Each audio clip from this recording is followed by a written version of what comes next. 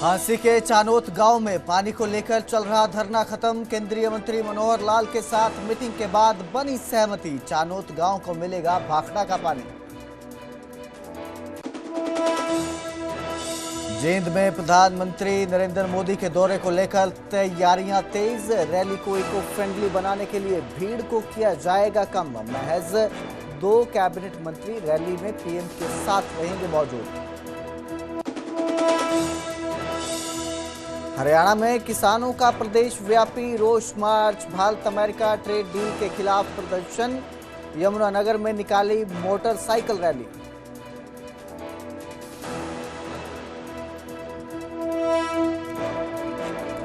कुल्लू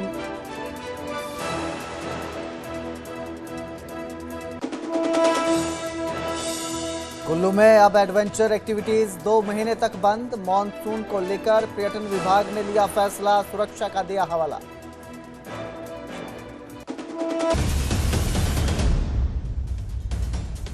नमस्कार, स्वागत है न्यूज 18 पंजाब हरियाणा हिमाचल में। मैं आपके साथ कुलदीप भारद्वाज और हाजिर हूं हरियाणा हिमाचल प्राइम बुलेटिन लेकर। बुलेटिन की शुरुआत करेंगे हांसी से, जहां पानी को लेकर काफी समय से विवाद चल रहा था और अब इस विवाद से जुड़े मामले में बड़ी खबर सामने आई है। चानोत गांव में कई दिनों से जारी धरना अब खत्म कर दिया गया है। चानोत गांव को टी पॉइंट से पानी मिलेगा। केंद्रीय मंत्री मनोहर लाल के साथ धरना कमेटी की बैठक होती है। बैठक में धरना कमेटी की सहमति बन गई है और भाखड़ा नहर से आ रही पाइपलाइन से अब पानी दिया जाएगा चानोत गांव को। तो बड़ी खबर है इस वक्त की आपको दे रहे हैं, क्योंकि काफ़ी लंबे समय से चानोत गांव के जो लोग हैं वो भाखड़ा नहर से पानी की मांग कर रहे थे। एक पाइपलाइन है वहां से जा रही है, उससे टी के जरिए गांव में पानी देने की मांग की जा रही थी। यहाँ धरना लगाया जाता है, प्रदर्शन किया जाता है और इस प्रदर्शन में इनेलो के नेता भी शामिल होते हैं जो ग्रामीणों का समर्थन करते हैं। पानी को लेकर ये विवाद शुरू होता है। लंबे समय से ये चल रहा था। बार बार जो है धरना कमेटी जो है वो बैठक चाहती थी और बैठक के बाद निर्णय नहीं हो पा रहे थे और अब फाइनली अंततः धरना खत्म कर दिया गया है। फाइनली अब ऐसा कहा जा रहा है, ये आश्वासन दिया गया है कि भाखड़ा नहर से आ रही पाइपलाइन से इन्हें पानी दिया जाएगा। 4 इंच की टी लगाकर गांव में पानी पहुंचाया जाएगा। कुछ महीनों से ये जो पानी की पाइपलाइन है, खास करके बरवाड़ा ब्रांच से और हांसी की जो पाइपलाइन बिजली का कार्य प्रदेश सरकार की ओर से किया जाना था, शुरू किया गया था, उसमें 2 विषय आपके सामने रखूंगा। एक तो उस पाइपलाइन में बीच में रास्ते में गांव आता है चैनत। तो चैनत के लोगों की अपनी पानी की कुछ कठिनाई पहले से थी। पुरानी पाइपलाइन से कई परेशानियां इनको आ रही थी। इन्होंने कहा कि हमारे गांव के पास से जो लाइन जा रही है तो इसमें और हमको कुछ कनेक्शन मिलना चाहिए, हमारे गाँव की प्यास इससे बुझनी चाहिए। दूसरा विषय आ गया कि वो चूँकि सड़क के किनारे से पाइपलाइन बनाई गई थी, अब वो किसी की भी कमी लगा लो, उसमें नेशनल हाईवे से जो एनओसी लेना चाहिए था वो नहीं लिया गया और संयोग से उस सड़क का चौड़ाकरण अब एक प्रोग्राम ये बनाया है। काफ़ी समय पहले सैंक्शन हो गया था और प्रधानमंत्री जी उस सड़क की चौड़ाकरण की जो नींव है वो रख रहे हैं। इसलिए अभी कुछ काम होने के बाद उस काम को भी रोक दिया गया है। संयोग से दोनों कारण इकट्ठे हो गए, जन्नत की डिमांड और एनओसी, नेशनल हाईवे अथॉरिटी का एनओसी की जो ऑब्जेक्शन, इसके कारण से भी वो रोक दिया गया है। हमारी बात नेशनल हाईवे में भी चल रही है कि उनकी सड़क बनने के बाद अब इसको थोड़ा इसका शिफ्ट करना पड़ेगा। शिफ्ट करने के बाद ये पाइपलाइन जहाँ से भी जाएगी थोड़ा समय उसमें लगेगा, लेकिन चूँकि गाँव की ओर से डिमांड है कि हमारा जो पहले का पानी है वो भी चलता रहे और साथ में इसमें से भी आवश्यकता पड़ने पर हम इसमें से पानी ले सकें, तो एक 4 इंच की पाइपलाइन इसमें से भी हमने टी जो है वो मंजूर कर दी है। मुख्यमंत्री जी की ओर से मैं ये कह रहा हूँ क्योंकि मैं मुख्यमंत्री से बात करके आया हूँ। उनका ठीक है, जो फैसला ठीक लगता है। हम लोगों ने बैठ करके गाँव के पंचायत के सब लोग आए हुए हैं, हमारे मंत्री गंगवा जी भी हैं, हमारे विधायक जी हैं, सुभाष बराड़ा जी हैं, ऐसे सब लोगों ने बैठ कर चैनत गांव काफ़ी लंबे समय से पीने के पानी को लेकर संघर्ष कर रहा था। जैसे आप सभी को पता है, 2 महीने से आंदोलन हम लोग कर रहे थे और आज हमारे देश के केंद्रीय मंत्री और हरियाणा प्रदेश के पूर्व मुख्यमंत्री जी हमारे बीच में आए और हमारा जो सॉल्यूशन करने का काम किया। पहले तो हम पूरे चैनत गांव की तरफ से तहे दिल से धन्यवाद करते हैं। इन्होंने हमारी आवाज़ को सुना और जैसे इनका एक स्लोगन था, हमने सुना था कि हरियाणा एक, हरियाणवी एक, उसी पे चलते हुए आज इन्होंने उसको पूरा करने का काम किया है। हम सब गाँव वालों की जो काफ़ी लंबे समय से लड़ाई थी उसको पूरा करने का काम किया और धरना कमेटी इनका धन्यवाद करती है और निश्चित रूप से जो केसों की बात है वो भी जल्दी खत्म हो जाएगी और कल तक ये बोले कि टी लग जाएगी 4 इंची जो भी है। और उसके बाद चैनत गामराम इनका धन्यवाद करने के लिए इनको आमंत्रित भी करते हैं हम चैनत गांव की धरती और माननीय मुख्यमंत्री जी को भी ये लड्डू खिलाएंगे मुझे। हाँ बिल्कुल, इसी टी का पानी पिला के लड्डू खिलाएंगे। हाँ नहीं फिर तो देर हो जाएगी। अभी खिलाएंगे सबको, अभी भी खिलावांगे। अभी माननीय प्रधानमंत्री जी आ रहे हैं तो उसको लेकर अभी इनकी तैयारियां हैं, इनको भी समय दोनों टाइम पर योजना कई दिन से बन रही थी, पाइपलाइन मिली, अचानक आप आए तो आपने इसको बातचीत आपस में चली रही थी पहले, तो सब लोगों ने मिलकर के हमको तो एक कहा कि भी नहीं आप आके अनाउंस करो, तो उसमें हमारे प्याणा जी का भी, गंगवा जी का, गांव के लोगों का पहले से बातचीत सारी चल रही थी कि इसमें से कोई रास्ता निकाला जाए। तो ये जो काफी समय से पेयजल को लेकर संकट चल रहा था, अब समाधान की ओर बढ़ता नजर आ रहा है। मेरे सहयोगी संदीप हमारे साथ फोन लाइन पर जुड़े हैं। संदीप, काफी समय से, करीब 2 महीने से ग्रामीण जो है पेयजल की मांग को लेकर धरने पर बैठे थे और फाइनली अब समाधान होता है इसका नजर आ रहा है। क्या अपडेट इसको लेकर? जी, 61 दिन से ये धरना चैनत गांव में चल रहा था और चैनत गांव के लोगों की जो मांग थी वो जो हांसी के लिए अमृत 2 योजना के तहत भाखड़ा नहर से पानी की लाइन आ रही है 36 इंची, उसमें से टी लगाकर गांव को पानी दिया जाए, इससे ये मांग थी और इसी की मांग को लेकर धरना चल रहा था। और इससे पहले मंत्री रणबीर गंगवा, शिक्षा मंत्री मनपाल ढांडा और मुख्यमंत्री से भी इनकी बातचीत हो गई थी, लेकिन सहमति नहीं बनी थी। गांव के लोगों की एक ही मांग थी कि टी से पानी चाहिए, लेकिन जो सरकार का पहले कहना था कि टी जो ये अमृत योजना 2 है इसमें टी लगाकर पानी नहीं दिया जा सकता, ये योजना शहर के लिए है, इसमें ये बातें कही गई थी। तो इसी की मांग पर गांव वासी अड़े थे कि टी से ही पानी चाहिए। लेकिन अब जो आज जो पूर्व मुख्यमंत्री मनोहर लाल खट्टर और रणबीर गंगवा और जो हांसी के विधायक थे विनोद ब्याना, उनके साथ धरना कमेटी की बातचीत होती है और उसमें सहमति बन जाती है और सहमति ये बनी है कि अब जो टी लगाकर 4 इंची जो टी लगाई जाएगी और उससे गांव वासियों को पानी दिया जाएगा। लेकिन जो एक लाइन जो अलग से जो आ रही है वो भी जिस भी खामियां है उसको दूर किया जाएगा, उससे भी पानी दिया जाएगा और जब अगर उसमें कोई लाइन में दिक्कत होती है तो ये टी से जो पानी इनको 4 इंची पाइप से दिया जाएगा। जी, क्या कोई दिशा निर्देश भी दिए गए हैं कि कब तक ये टी लगाई जाएगी, कब तक पानी मिलेगा ग्रामीणों को? कोई इसको लेकर भी निर्देश जारी हुए हैं? जी, अभी जो लाइन बिछाने का ये कार्य चल रहा है, जो भाखड़ा नहर से हांसी के लिए ये पाइपलाइन आनी है, करीब 80 करोड़ रुपए का ये प्रोजेक्ट है और इसमें अभी समय लगना है। तो ये जो गांव वासियों की मांग है कि इनका कहना है कि ये टी लगा जाए, लेकिन टी का जो कार्य है वो जल्द पूरा हो जाएगा, लेकिन लाइन बिछाने का काम आने वाले आगे लंबे समय में पूरा हो पाएगा। जी बिल्कुल, बहुत बहुत शुक्रिया हमारे साथ जुड़ने के लिए संदीप। तो फिलहाल जो है एक आश्वासन मिल चुका है, भरोसा दे दिया गया है, धरना अब खत्म कर दिया गया है।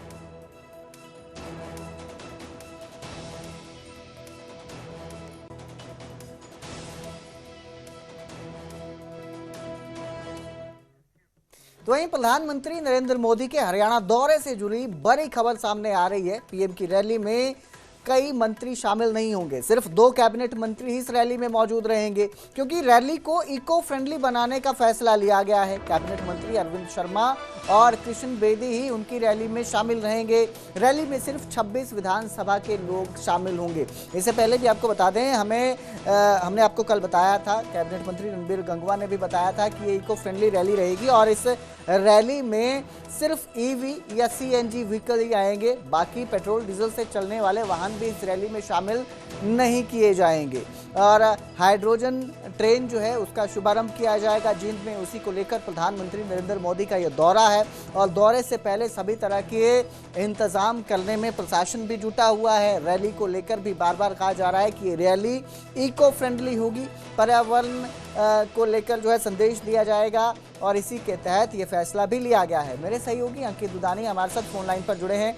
जी अंकित, इको फ्रेंडली रैली रहने वाली है, प्रधानमंत्री नरेंद्र मोदी की, और जो मंत्री हैं वो भी इसके चलते अब शामिल नहीं होंगे रैली में। सिर्फ 2 कैबिनेट मंत्री रैली में शामिल होने वाले हैं। किस तरह से आप देख रहे हैं इसे? बिल्कुल, नरेंद्र मोदी की जो रैली रखी गई है, टीम के अंदर कई परियोजनाओं का उद्घाटन और शिलान्यास प्रधानमंत्री उस दिन करने वाले हैं।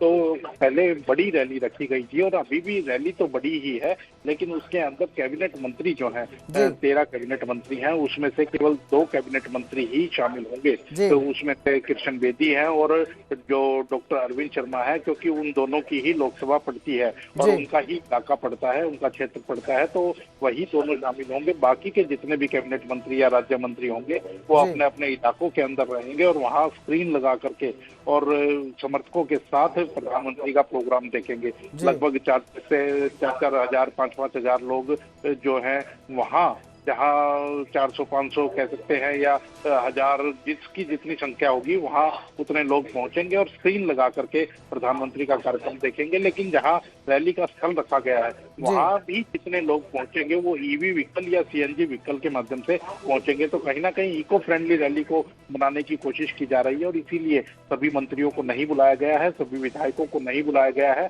और सभी विधानसभा क्षेत्रों से भी लोगों को पहुंचने के लिए नहीं कहा गया है। जो आसपास के विधानसभा क्षेत्र है वहीं की लोग जो है, वहीं की पब्लिक जो है वो रैली के अंदर पहुंचती हुई नजर आएगी। जी बिल्कुल, बहुत बहुत शुक्रिया इस तमाम जानकारी के लिए अंकित। तो एक फैसला लिया गया है ताकि पर्यावरण को किसी तरह का नुकसान भी ना हो, लोगों को भी किसी तरह की परेशानी ना हो, इसके तहत ये फैसला लिया गया है। अब आपको हाइड्रोजन ट्रेन के बारे में भी बताते हैं जिसका उद्घाटन शुभारंभ करने वाले हैं प्रधानमंत्री नरेंद्र मोदी, जिसकी शुरुआत के लिए जींद पहुंचने वाले हैं। कैसे ये हाइड्रोजन ट्रेन चलेगी ये भी आपको बताते हैं। दरअसल ट्रेन में कुल 8 फ्यूल सेल लगाए गए हैं और ये फ्यूल सेल हाइड्रोजन गैस से बिजली बनाएंगे। हाइड्रोजन गैस से बिजली बनेगी और इससे ही ये ट्रेन चलेगी। ट्रेन में 440 किलो कंप्रेस्ड हाइड्रोजन संग्रहित होगा। कंप्रेस्ड हाइड्रोजन जो है उसी से ये बिजली तैयार की जाएगी और एक बार हाइड्रोजन भरने से 360 किलोमीटर ये ट्रेन चलेगी।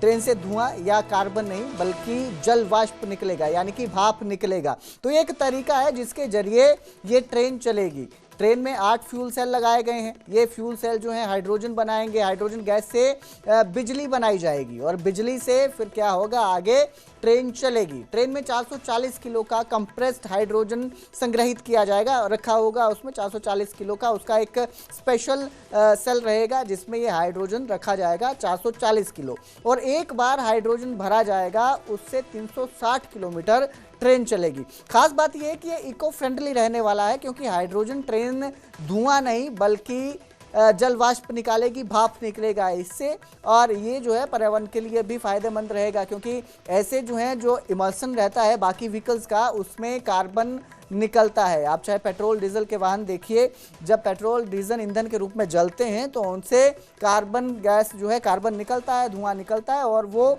पर्यावरण के लिए भी हानिकारक है, हमारे जलमंडल के लिए भी।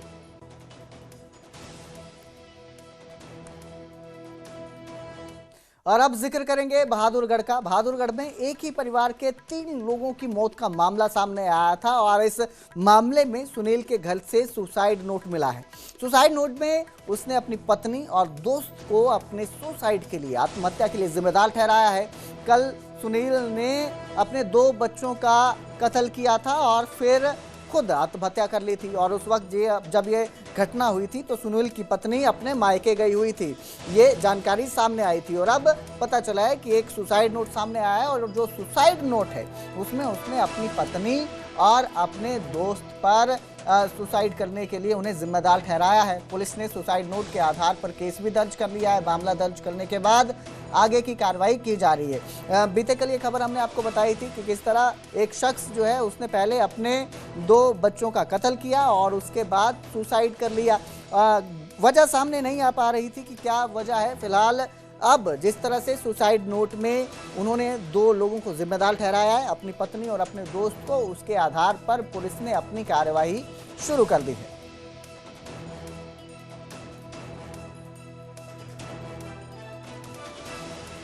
9 बजे कह के कि मेरी बहू आ रही है, आधे घंटे में आ जाएगी। मम्मी ने मना कर रहा था कि तेरी बहू यहीं आ जाएगी, बाद में उसके साथ चला जियो। फिर इसने यहाँ आके 10 बजे फ़ोन करा कि भाई मैं पहुँच गया हूँ। सुबह फ़ोन मिलाया तो फ़ोन ही ना उठा रहा था, 5-7 बार मिलाया, फ़ोन ना उठाए। दीदी ने फ़ोन मिलाया, ना उठाया। इसकी बहू के पास मिलाया, उसने फ़ोन ना उठाए। फिर मैं कंपनी गया, कंपनी में भी इसने फ़ोन ना उठाए। फिर मेरी बहन को शक हो गया, भाई कोई ना कोई बात है। फिर मैं यहाँ आया तो देखा बहादुरगढ़ में एक व्यक्ति जो छत के पंखे से लटका हुआ पाया गया और उसके 2 बच्चे जो मृत अवस्था में बेड पे लेटे हुए थे और वो भी मृत पाए गए। अंदेशा ये है कि भी जो बच्चे हैं उन्होंने जहर कंज्यूम किया है और उस व्यक्ति ने फांसी लगाई है। और उधर फरीदाबाद में केजीपी एक्सप्रेस वे पर कार की छत में बैठकर स्टंट करना एक युवक को भारी पड़ गया। युवक के स्टंट का पीछे से आ रही कार में बैठे लोगों ने वीडियो बना दिया और फिर यह वीडियो वायरल हो गया। यही वायरल वीडियो जब पुलिस के पास पहुंचा तो यातायात नियमों के उल्लंघन के मामले में पुलिस ने 14,000 रुपए का चालान कर दिया। साथ ही वाहन मालिक के खिलाफ कई धाराओं में केस भी दर्ज किया गया। तस्वीरें आपकी स्क्रीन पे आप देख सकते हैं कि ये जो युवक है, सेंट्रो कार नजर आ रही है, सेंट्रो कार में स्टंट कर रहा था, छत के ऊपर बैठा था। और दूसरा वीडियो है एक ऑटो चालक का जो एक चौक पर 2 पहियों में ऑटो चलाता नजर आ रहा है। तो पहले हम सेंट्रो गाड़ी की बात करेंगे जिसके चालक को ये फाइन डाला गया है, 14,000 रुपए का फाइन दिया गया है। आप देख सकते हैं गाड़ी में पूरी तरह से सामान लदा हुआ नजर आ रहा है और जो व्यक्ति है वो उसकी छत पर बैठकर जा रहा है। फिलहाल पुलिस ने विभिन्न धाराओं के तहत मामला दर्ज करते हुए 14,000 रुपए का चालान किया है।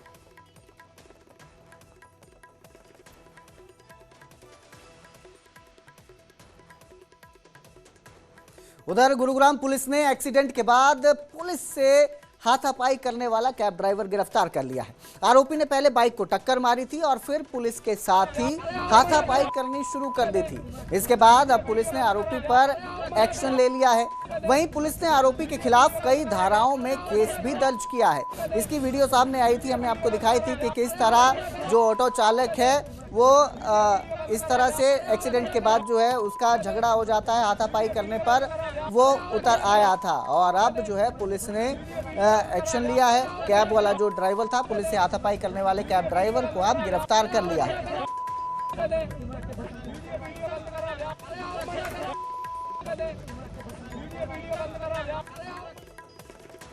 बुलेटिन में अगली खबर भी गुरुग्राम से है, जहां दोस्तों ने ही दोस्त की हत्या कर दी। मामूली कहासुनी को लेकर आरोपियों ने पत्थर मारकर युवक को मौत के घाट उतार दिया। इस पूरे मामले में पुलिस ने 3 आरोपियों को गिरफ्तार कर लिया है। बताया जा रहा है कि जन्मदिन की पार्टी के बाद चारों दोस्त घूमने निकले थे। इसी दौरान वजीराबाद ढाणी चौक के पास किसी बात को लेकर विवाद हुआ और फिर 3 दोस्तों ने मिलकर युवक की हत्या कर दी और अब जो है पुलिस ने जो आरोपी युवक हैं उन्हें गिरफ्तार कर लिया है। सेक्टर 53 पुलिस स्टेशन के अंदर एक शिकायत प्राप्त हुई थी कि भाई एक व्यक्ति की जो करीब 39 वर्ष का है, उसकी डेड बॉडी पड़ी हुई है जंगल में। 3 लोगों द्वारा इसकी हत्या की गई थी। इनमें से किसी साथी की बेटी का जन्मदिन था, जो कि ये लोग किराए पे वजीराबाद गांव में रहते थे। वहाँ पे ये उसमें पार्टी में गए हुए थे। उसके बाद उन्होंने शराब पी, उन लोगों का आपस में झगड़ा हो गया।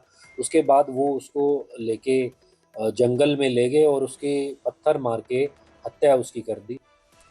और अब बुलेटिन में बात करेंगे हिमाचल प्रदेश की, जहां कमजोर पड़े मानसून की सुस्ती अब खत्म होने वाली है। 12 जुलाई से मानसून की रफ्तार धीमी पड़ी हुई थी, लेकिन अब मौसम विभाग के अनुसार 18 जुलाई से मानसून एक बार फिर सक्रिय होने जा रहा है, जिसके बाद पूरे प्रदेश में भारी बारिश का दौर शुरू होगा। वर्तमान में 17 जुलाई तक मानसून थोड़ा कमजोर रहेगा, लेकिन उसके बाद मौसम करवट बदलेगा। मानसून की रफ्तार धीमी पड़ने से प्रदेश भर के तापमान सामान्य से अधिक हो गए हैं और एक बार फिर गर्मी का एहसास होने लगा है। एक बार फिर से उसी तरह की उमस, चिपचिपाहट देखने को मिल रही है, जिससे लोग भी परेशान नज़र आ रहे हैं। और अब जो है जिस तरह से मौसम विभाग जानकारी दे रहा है, उससे एक बार फिर हिमाचल प्रदेश में मौसम का मिजाज बदलने वाला है, मौसम करवट लेने वाला है और मॉनसून की धीमी रफ्तार अब बढ़ने वाली है। एक बार फिर से मॉनसून हिमाचल प्रदेश पे रफ्तार पकड़ेगा और बादल जमकर बरसेंगे।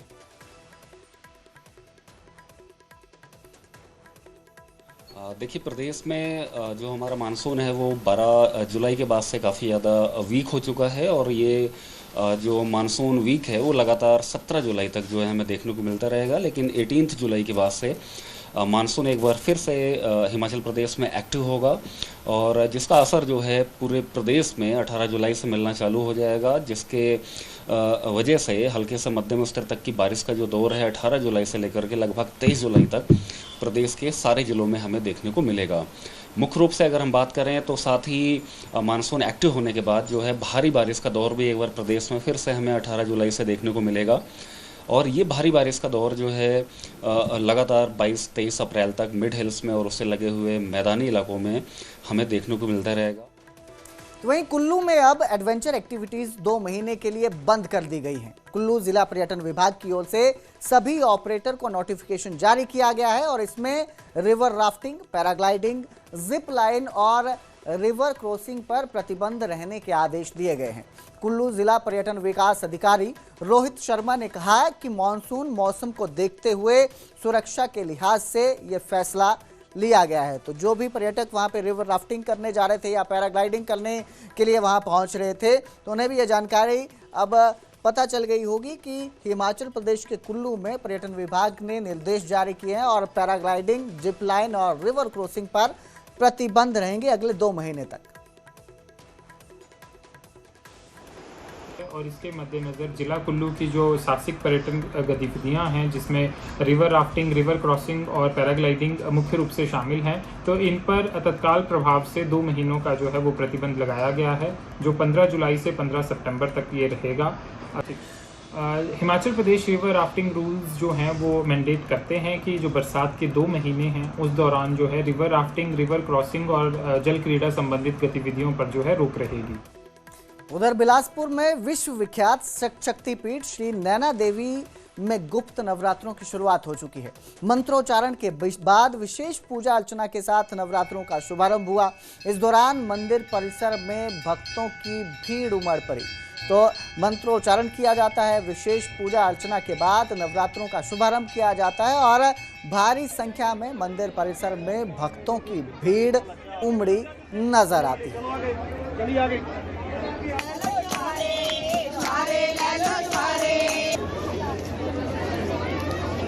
हिमाचल प्रदेश के विश्व विख्यात शक्तिपीठ श्री नैना देवी में आज माता जी के गुप्त नवरात्रे बड़े धूमधाम के साथ शुरू हो गए।